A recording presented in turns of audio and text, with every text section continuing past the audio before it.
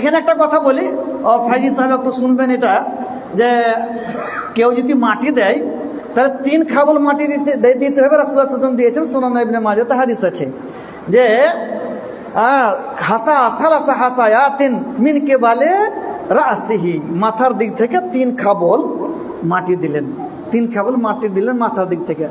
কিন্তু সকলকে দিতে হবে বা 2 কিরাত নেকি লাওয়ার লেগে 3 খাবল মাটি দিতে হবে, এটা কিন্তু শর্ত নেই।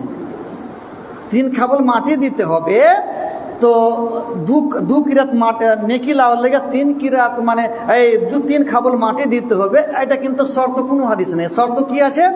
যে মান সাল্লা আলা জানাজা, জানাজা যিনি পড়লেন আর জানাজা পড়া বাড়ি যদি চলে যান, বা জানাজা পড়া থেকে গেলেন বা মাটি দিলেন না, জানাজা পড়া বাড়ি চলে গেলেন, তো 1 কিরাত নেকি পেল।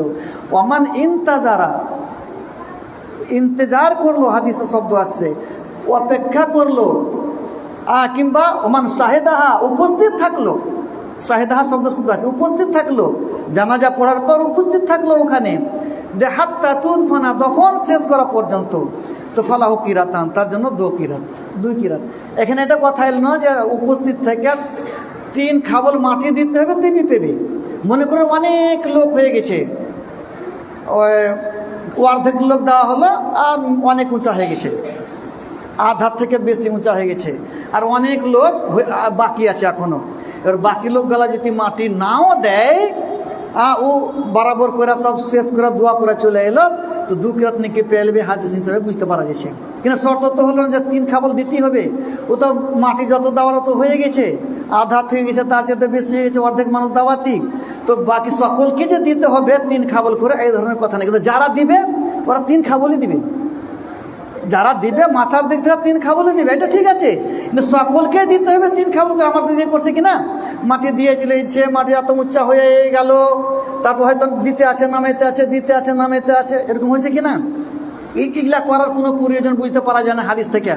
হাদিসটা এই কথাটা নতুন হলেও হাদিস থেকে কিন্তু এটা বুঝতে পারা যাচ্ছে, হাদিস থেকে বুঝতে পারা যাচ্ছে 2 কিরাত নেকি লেওয়ার লেগে 3 খাবল মাটি দিতে হবে, এটা কিন্তু নেই। 2 কিরাত নেকি লেওয়ার লেগে শেষ পর্যন্ত থাকতে হবে, এটা আছে। হাত্তা তুদফানা, অমান শাহেদাহা হাত্তা তুদফানা, উপস্থিত থাকলো ওখানে জানাজা পড়ার পর, কবরে উপস্থিত থাকলো, আর দফন শেষ করে এলো, তো 2 কিরাত পেয়ে এলেন। এটা একটা নতুন কথার জন্য ফাইজি সাহেবকে বললাম খেয়াল করবেন, আপনি কেমন হয়েছে এটা চিন্তা ভাবনা করবেন, যে কথাটা ঠিক আছে না নেই, চিন্তা ভাবনা করবেন এটার উপরে। তো যাই হোক, আমি যেটা বলছিলাম যে সাহাবা একরাম